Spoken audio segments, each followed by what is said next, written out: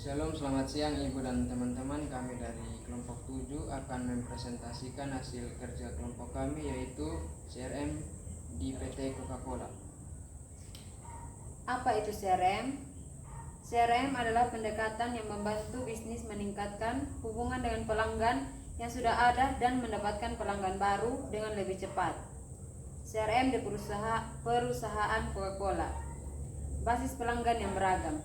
Keberagaman budaya Indonesia yang kaya menghadirkan tantangan dan peluang unik bagi Coca-Cola dalam mengelola hubungan pelanggan. Pertumbuhan populasi perkotaan. Dengan pesatnya urbanisasi, Coca-Cola perlu menyesuaikan strategi manajemen hubungan pelanggannya untuk memenuhi hubungan perubahan kebutuhan penduduk perkotaan. Pentingnya keluarga. Di Indonesia, keluarga memainkan peran penting dalam pengambilan keputusan. Inisiatif CRM Coca-Cola berfokus pada penguatan hubungan dalam unit keluarga. Yang selanjutnya, pelaksanaan CRM pada PT Coca-Cola. Yang pertama, informasi pelanggan dan demografis, preferensi pembelian, riwayat transaksi, dan informasi kontak. Yang kedua, interaksi pelanggan, melacak komunikasi dan interaksi pelanggan melalui berbagai saluran seperti telepon, email, media sosial, dan situs web. Yang ketiga, segmentasi pelanggan, mengelompokkan pelanggan berdasarkan preferensi perilaku atau karakteristik untuk menyediakan layanan yang lebih terarah. Yang selanjutnya, sistem kerja CRM. Yang pertama, pengumpulan data pelanggan. Yang kedua, penyimpanan dan pemrosesan data. Yang ketiga, analisis data. Pengumpulan data pelanggan, mengumpulkan dan menganalisis data pelanggan untuk memenuhi preferensi, kebutuhan, dan perilaku mereka. Yang kedua, penyimpanan dan pemrosesan data, menyimpan data pelanggan secara terpusat dalam sistem CRM untuk memudahkan akses dan analisis. Yang ketiga, analisis data pelanggan, menganalisis data untuk mendapatkan wawasan tentang perilaku pelanggan, preferensi, dan kebutuhan mereka. Selanjutnya, keuntungan penggunaan CRM. Peningkatan retensi pelanggan. CRM membantu perusahaan memahami lebih baik kebutuhan dan preferensi pelanggan. Optimasi proses penjualan. CRM memfasilitasi otomatisasi dan pengelolaan proses penjualan. Ini dapat mencakup penjadwalan tugas, pelacakan lead, dan analisis data penjualan. Personalisasi layanan.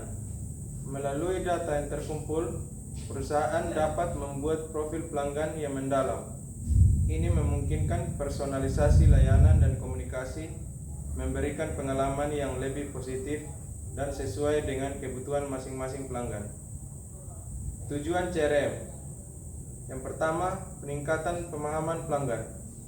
Salah satu tujuan utama CRM adalah mengumpulkan dan menganalisasi data pelanggan untuk mendapatkan wawasan yang lebih baik tentang perilaku, preferensi, dan kebutuhan pelanggan. Yang kedua, personalisasi layanan. CRM bertujuan untuk membangun profil pelanggan yang detail, memungkinkan personalisasi layanan dan komunikasi. Yang ketiga, peningkatan retensi pelanggan. Melalui pemahaman yang lebih baik dan layanan yang personal, tujuan CRM adalah meningkatkan tingkat retensi pelanggan. Yang berikut manfaat CRM. Yang pertama, membangun hubungan pelanggan yang lebih baik. Yang kedua, mempermudah kerjasama antar tim. Yang ketiga, meningkatkan pendapatan dan profit perusahaan. Saran: pembaruan data pelanggan yang teratur. Pastikan data pelanggan diperbarui secara berkala untuk menjaga keakuratan dan relevansi informasi. Ini akan memastikan pengambilan keputusan yang lebih tepat dan personalisasi yang lebih baik. Integrasi seluruh saluran komunikasi. Sistem CRM harus mampu mengintegrasikan semua saluran komunikasi dengan pelanggan, melalui email, telepon, media sosial, hingga layanan pelanggan langsung. Ini akan menciptakan pengalaman yang mulus di semua platform. Analisis prediktif dan kecerdasan buatan.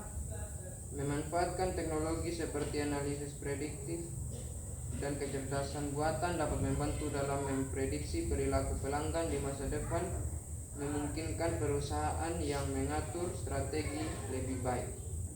Demikian hasil dari presentasi kami. Sekian dan terima kasih.